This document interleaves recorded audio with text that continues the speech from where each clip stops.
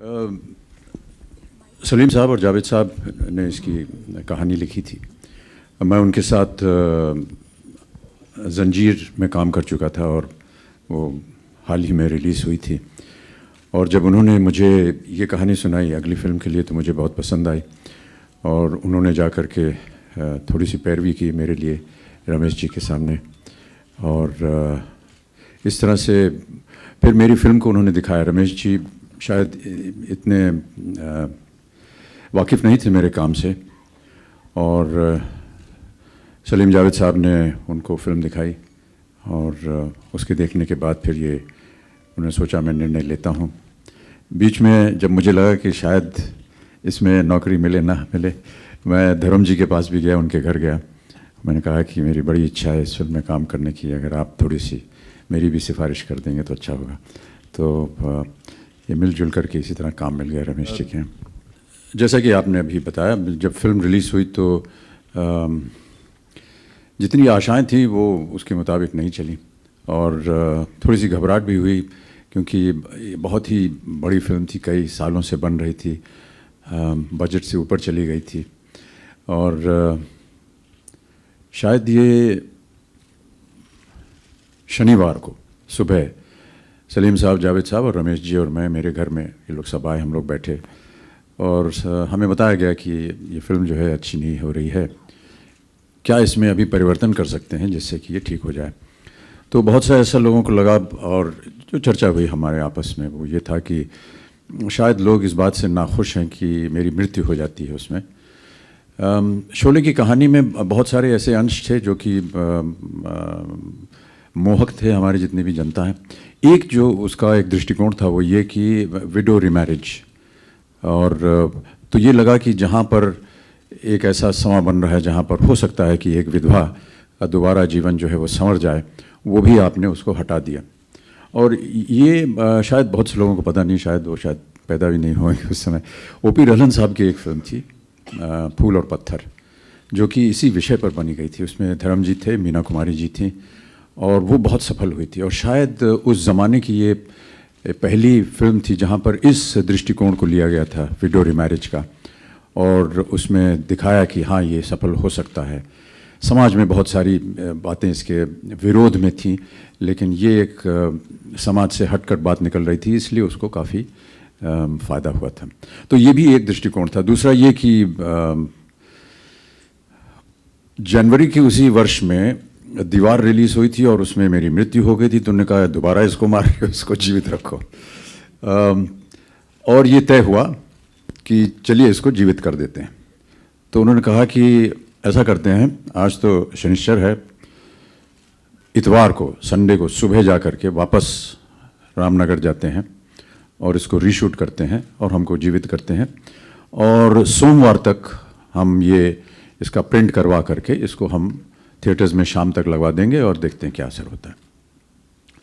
ये तय हो गया। उन्होंने कहा कि बजाय इसके कि जितना इक्विपमेंट वगैरह है सिनेमा का यहाँ से जाए, वो चेन्नई से, मद्रास के पास से मंगवा लिया। उनको शायद आदेश भी दे दिया कि अपना जितना भी सामान है उसको चलाना शुरू कीजिए। और फिर जैसे जैसे हम लोग ये बातचीत ख़त्म हुई और गेट तक पहुँचे सब लोग, तो जा रहे थे घर, निर्णय हो चुका था।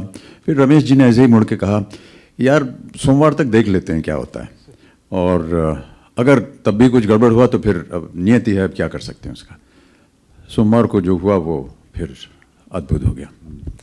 The fact that you, I'm sure you were not even born when the film was released, and the fact that you are sitting here and talking to me about Sholay just justifies the fact how important the film has been.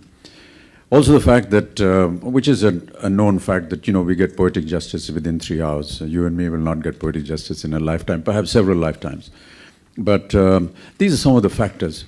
I just feel that the whole way that it was constructed, the way it was written, the dialogues, for the first time, we had a dialogue CD coming out rather than a music CD. And that shows the importance of the writers, the importance of the actors who performed it. Gabbar's dialogues were an amazing success, even on the release of the film and even thereafter and even now.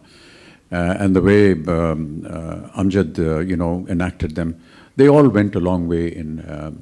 There were many unique factors in the film.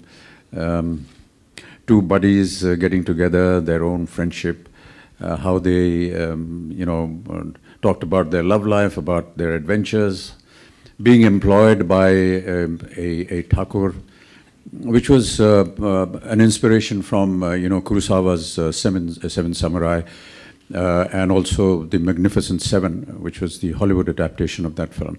And all those films had done extremely well. And I just feel that the whole factor of employing people to take care of a problem and how they succeed just went very well with the audiences. But yes, the writing initially, the way it was directed, the way it was photographed, our action sequences for the first time in Indian cinema were conducted by a British group of stunt coordinators. Many of the things that the stuntmen did at that time were not seen, or the way that we were doing our stunts were different from how they did it. There was a lot of emphasis on safety.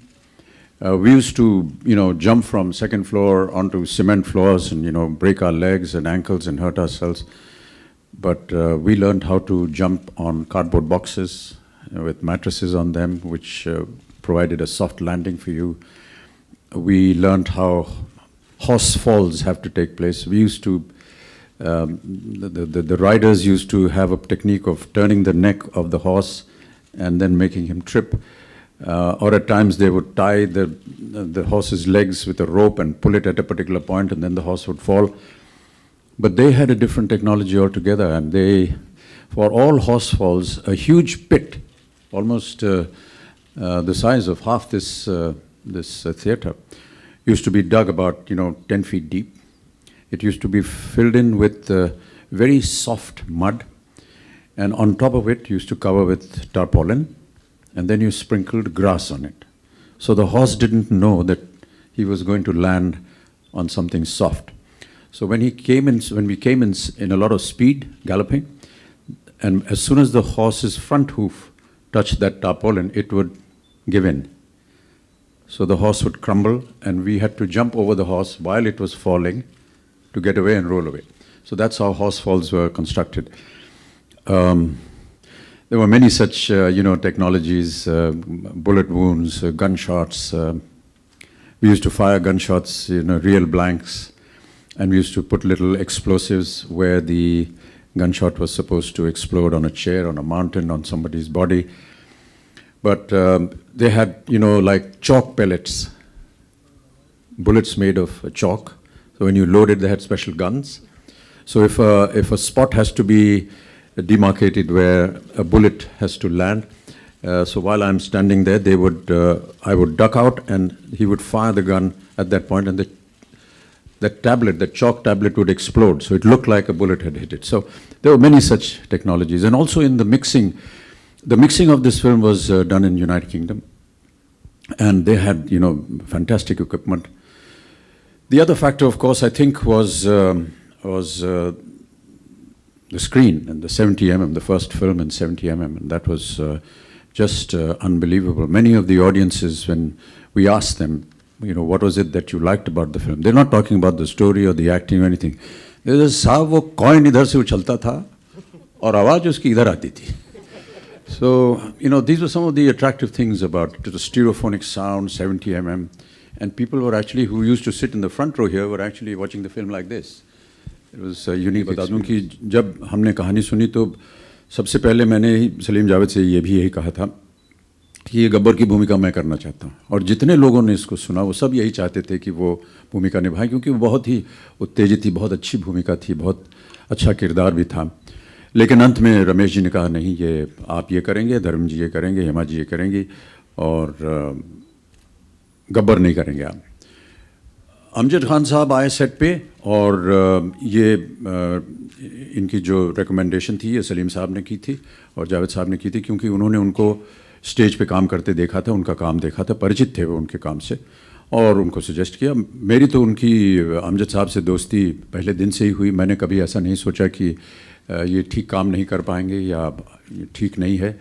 और जैसा कि आपने कहा, बहुत से लोगों को ऐसे लगा शुरुआत में कि शायद उनकी आवाज़ जो है वो अनुचित नहीं है इस किरदार के लिए, लेकिन जैसा कि आपने कहा वही आवाज़ जो है वो प्रचलित हुई। देखिए, तकरीबन 2.5-3 साल लग गए इस फिल्म को बनाते बनाते, और जाहिर है कि जब इतने सब कलाकार एक साथ होते हैं किसी एक फिल्म में, तो कहीं ना कहीं तो वातावरण हमारा ऐसा बहुत ही माहौल अच्छा से बनता है।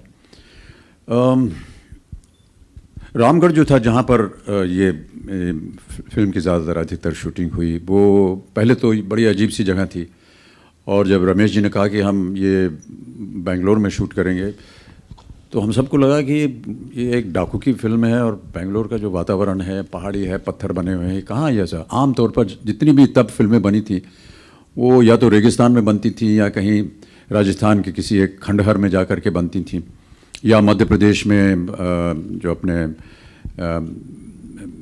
भिंड इलाका है वहाँ की जो सूखा सूखा इलाका है, उस तरह की एक वातावरण होता था। ये हमें बड़ा अजीब सा लगा। हमने कहा यहाँ पर ये ठीक नहीं जमेगी। तो उन्होंने कहा नहीं नहीं, आप कीजिए, यहीं पर हो। तो सबसे पहले तो हमें वो लगा। फिर उन्होंने पूरा जो रामगढ़ का गांव था, वो पूरा गांव उन्होंने वहाँ कंस्ट्रक्ट किया था। तो जितने आप देख रहे हैं वहाँ पर, वो एक्चुअली वो घर थे, वो सेट बने थे, लेकिन इतनी खूबसूरती से उन्होंने बनाया। फिर एक एक कुटिया उन्होंने हम सबको दे दी कि आप इसमें रहिए। तो हम लोग दिन भर उसी में रहते थे, खाना पीना रहना सोना सब वहीं होता था। धर्म जी तो बल्कि कई दिन वहीं सो जाते थे, और उनको खुली हवा बहुत अच्छी लगती थी। तो जो रामगढ़ का वो चबूतरा है, वहीं पर अपनी खटिया बिछा करके रात भर वहीं रह जाते थे। और वो जो ठाकुर का मकान था वो थोड़ी सी ऊंचाई पर था। पहले वहाँ ऐसे ही एक पहाड़ था, वो जितनी भी वहाँ जाने की सड़क थी वो खुद हम लोगों ने बनाई, यानी जो सेट डिज़ाइनर थे। और एक तरह से एक परिवार बन गया था, और एक ऐसा माहौल था जिसमें कि एक शहर है, ये हमारा शहर है, ये हमारा घर है, और ये हम ही लोग यहाँ रहते हैं, ये हमारा गांव है। तो यहाँ पर बहुत सारी बातें गुजरी, इसमें बहुत समय लगेगा आपको बताने में मैडम, लेकिन हाँ, माहौल बहुत अच्छा था। हम लोग सब रहते थे बेंगलोर में, होटल अशोक था वहाँ पर, जो वहाँ पर हम सब लोग रहते थे। और हर एक आर्टिस्ट के पास अलग अलग गाड़ियाँ नियुक्त कर दी गई थी, ये आपकी गाड़ी, आप सुबह जाएँ। यहाँ कोई 45-50 मिनट लगते थे, घंटा भर लगता था बेंगलोर से बाय कार। तो रोज़ सुबह हम लोग उसमें से निकल के जाते थे। कभी कभी समय मिलता था तो धर्म जी और उनके कुछ जो सहयोगी थे वो और मैं बैठ करके रमी वगैरह खेलते थे, ताश खेलते थे। फिर लगा कि यार अब यहाँ से वहाँ 1 घंटा लगेगा, तो गाड़ी में भी खेलते जाते हैं, तो हम सब साथ में एक ही गाड़ी में बैठ के जाएं और साथ में ताश भी खेलते जाएं।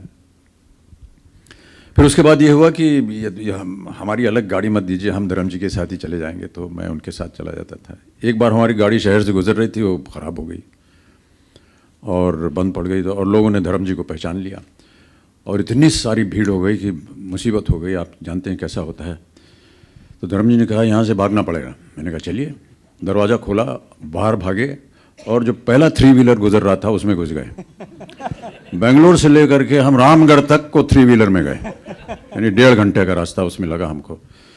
तो ऐसी बहुत सी हरकतें होती रही थी हमारे सेट के ऊपर। ये इसके बारे में मुझे नहीं मालूम था कि उन्होंने सीढ़ी हटा दी थी।